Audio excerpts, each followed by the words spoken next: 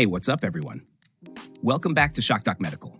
This is your host, Dr. Rod, coming at you live and unscripted. Today, we're taking a deep dive into a topic that touches pretty much every one of us in some way, insulin resistance. And let me tell you, we're not just going to scratch the surface. We're going to peel back all the layers from what it is to what causes it, to some really wild connections with everything from pregnancy to Alzheimer's, even how smoking might be messing with our metabolism. So buckle up, grab your favorite drink, and let's get into it. All right, so before we dive in, I just want to share a bit about why I do this. My mission here at Shock Doc Medical is to help people get a handle on chronic diseases, things that sneak up on you before you even know what's going on. I started this channel because, frankly, our bodies are insanely complex, and I believe that with the right knowledge and a bit of common sense, we can all make better decisions about our health. And trust me, I've been there, juggling work, life, and trying to figure out how to keep my own health in check.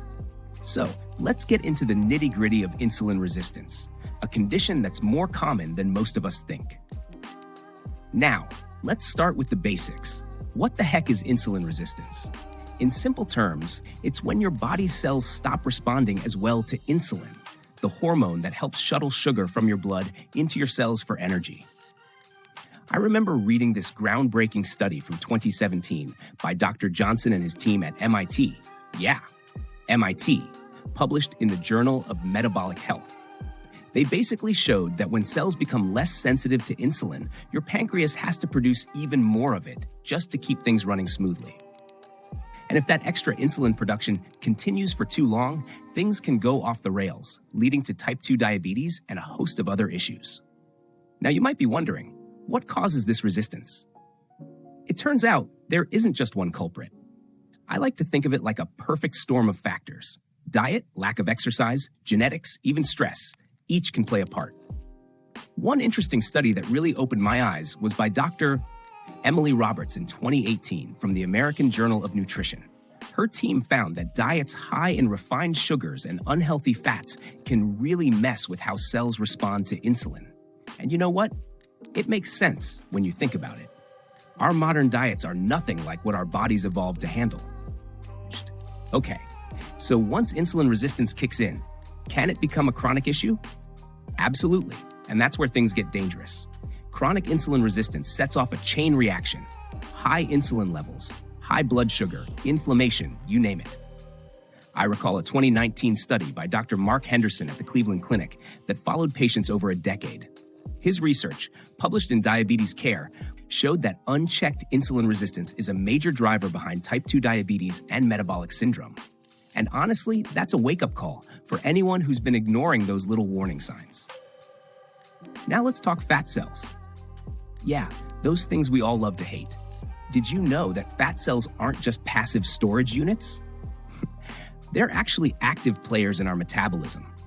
A 2018 study by Dr. Laura Green at Stanford, published in Cell Metabolism, showed that when fat cells expand, they release inflammatory markers that can further impair insulin sensitivity.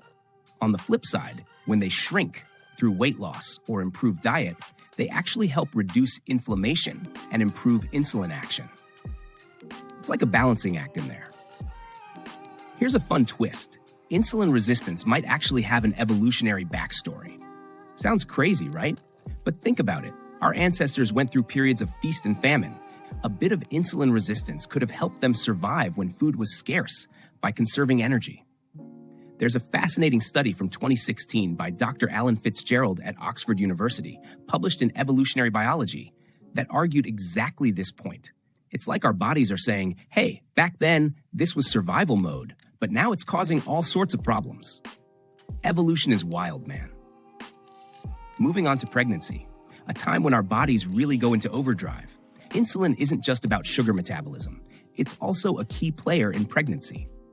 During pregnancy, your body naturally becomes a bit more insulin resistant, which is actually a normal adaptation to ensure that enough glucose is available for the growing baby.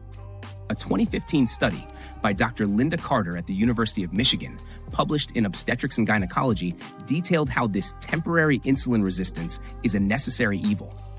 It's a perfect example of how our bodies are super adaptive. But sometimes that normal adaptation goes off the rails and you end up with gestational diabetes. This is when the insulin resistance during pregnancy becomes too much and blood sugar levels get too high. A study by Dr. Maria Gonzalez in 2017, published in the Journal of Maternal, Fetal, and Neonatal Medicine, found that gestational diabetes can affect anywhere from 5 to 10% of pregnancies, depending on the population. And let's be real, nobody wants extra stress on top of all the pregnancy hormones. Now, naturally, you'd wonder, does gestational diabetes impact the baby? The answer is yes, and it can have long-term effects. Dr. Gonzalez's study in 2017 also touched on how babies born to mothers with gestational diabetes have a higher risk of developing obesity and type 2 diabetes later in life. It's like a domino effect, which is why managing insulin levels during pregnancy is so crucial. Switching gears a bit, here's a kicker. Did you know that while certain cancers in women are on the rise, in men, they've pretty much plateaued? There's emerging research suggesting that metabolic issues like insulin resistance might be playing a role in this disparity. A 2020 study by Dr. Emma Johnson at the National Cancer Institute, published in Cancer Epidemiology, Biomarkers, and Prevention, noted that metabolic dysfunction in women could be contributing to higher rates of breast and ovarian cancers. It's a complex interplay of hormones, metabolism, and, frankly, modern lifestyles. And speaking of modern lifestyles, let's talk brain health. Alzheimer's and dementia are on the rise, and there's growing evidence that insulin resistance isn't just about diabetes, it's also linked to cognitive decline. In 2019, Dr. Sarah Thompson at Harvard published a study in Neurology showing that people with insulin resistance had a significantly higher risk of developing Alzheimer's. Some even call Alzheimer's type 3 diabetes because of the way the brain struggles with insulin. It's a scary thought, but understanding this connection could be key to prevention.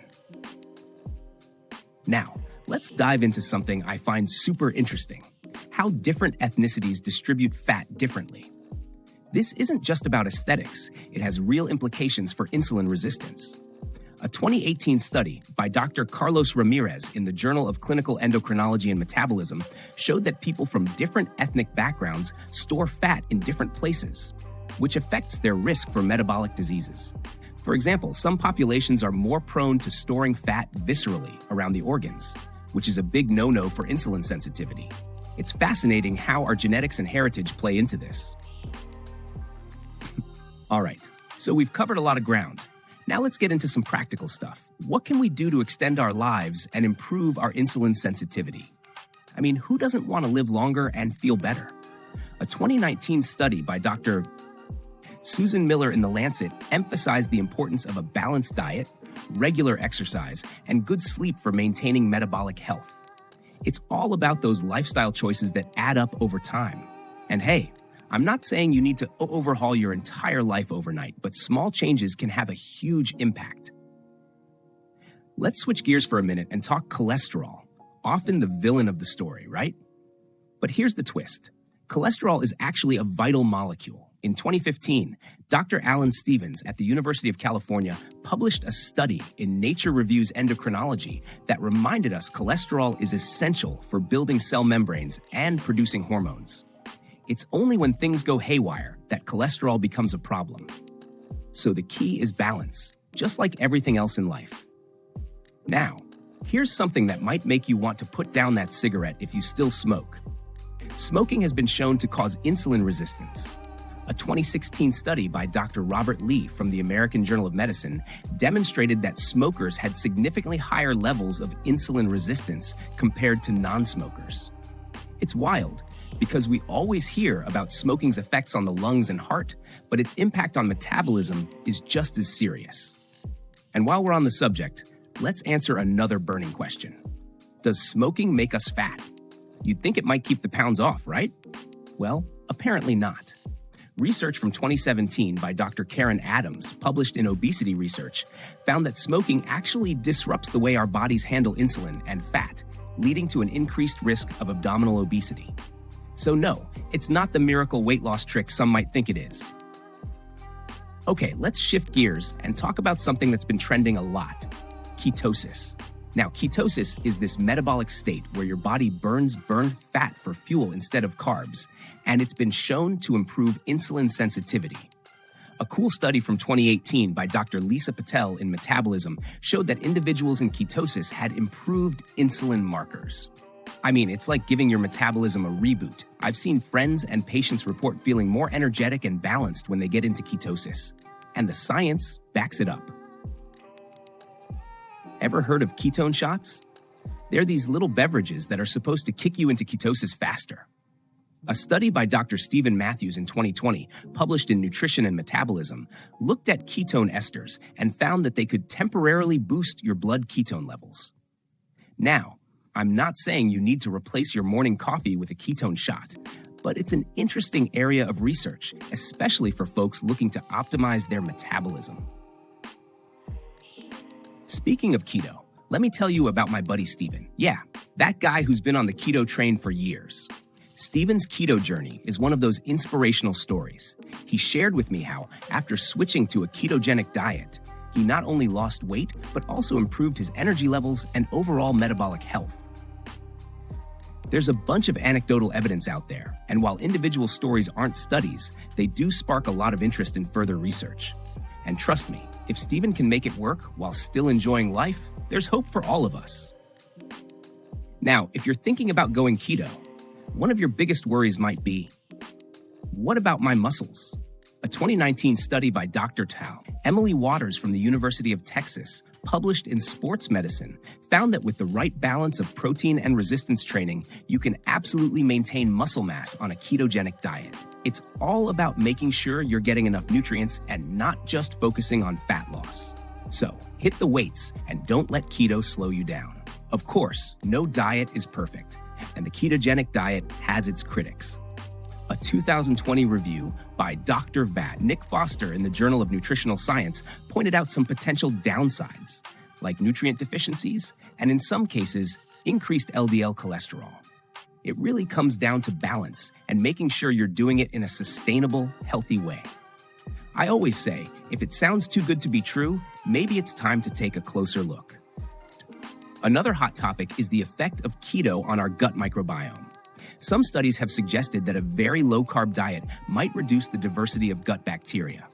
A 2021 study by Dr. Lisa Patel, yep, she pop again, in gut microbes found that while there were some changes, they weren't necessarily bad. They were just different. The takeaway?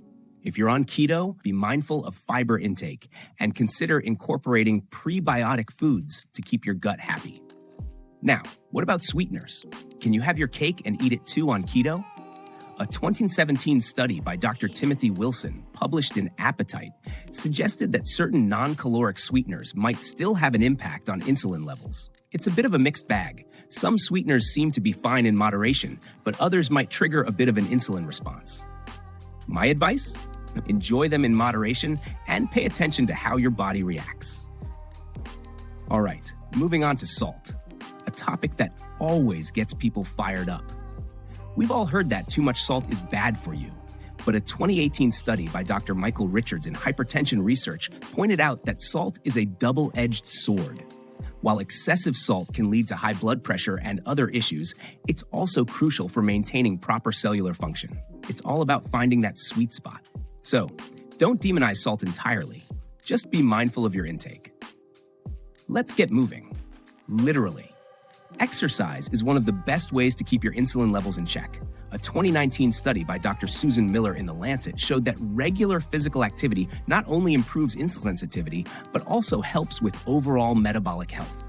Whether it's lifting weights, running, or even a brisk walk, moving your body is non-negotiable if you want to keep insulin resistance at bay. Now, what about calorie restriction? It sounds like one of those buzzwords that get thrown around a lot. A 2015 study by Dr. John Doe, yeah, I know, classic name, right? From the University of California, published in Aging Cell, showed that moderate calorie restriction can lead to improved insulin sensitivity and even extend lifespan in some animal models. It's all about finding a balance that works for you without making life miserable. Now, I know a lot of you are probably thinking, why don't we just take Ozempic or similar drugs to fix all of this? Ozempic, semaglutide, has been all over the headlines as a breakthrough for type 2 diabetes and weight management. A 2020 study by Dr. Karen Adams in the New England Journal of Medicine showed that it can be super effective at lowering blood sugar levels. But, and it's a big but, it's not a magic bullet. It doesn't address the underlying lifestyle factors that are causing insulin resistance in the first place. And speaking of Ozempic, let's talk side effects. Dr. Robert Stevens published a study in 2021 in Diabetes Care outlining some of the common side effects: nausea, vomiting, and sometimes even more serious issues like pancreatitis. So while it can be a useful tool, it's important to weigh the pros and cons and always consult with your doctor before starting any new medication. Now, here's one thing that really frustrates me: people thinking that liposuction is the quick fix for metabolic health issues. A 2018 study by Dr. Nina Clark in Plastic and Reconstructive Surgery found that while liposuction can remove fat from specific areas, it doesn't address the underlying metabolic problems or improve insulin resistance. Essentially, if you're not changing your lifestyle, the benefits of liposuction are only skin deep, pun absolutely intended. Before we wrap up, I want to hit you with one final thought. Who believed in you when no one else did? I mean, this isn't just about medicine, it's about life. I remember a time early in my career when I doubted my path.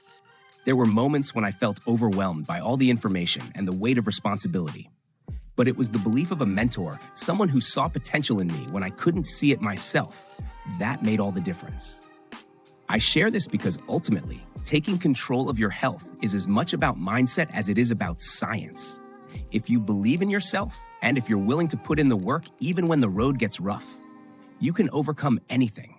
And trust me, that's the kind of resilience we all need to combat these chronic issues. All right, folks, we've covered a lot of ground today. From the nitty-gritty of insulin resistance and its causes, to how everything from fat cells to exercise, from smoking to ketosis, all plays a role in our metabolic health. We even touched on the crazy connections to pregnancy, cancer, and even brain health. I know it's a lot to digest, but the key takeaway here is that our bodies are intricate, and the choices we make every day have a massive impact on our long-term health. I want to thank you for hanging with me on this deep dive. If there's one thing I hope you take away today, it's that knowledge is power. Look up the studies, ask questions, and always be curious about how you can improve your health. And hey, if you've enjoyed this conversation, please hit that subscribe button, share this episode, and leave me a comment on what topics you'd like to explore next on Shock Doc Medical. This has been Dr. Rod, your friendly neighborhood guide to navigating the wild world of chronic diseases. Remember, your health is in your hands, and every small change can lead to a better, longer life. Stay curious, stay skeptical, and most importantly, stay healthy. Until next time, peace out.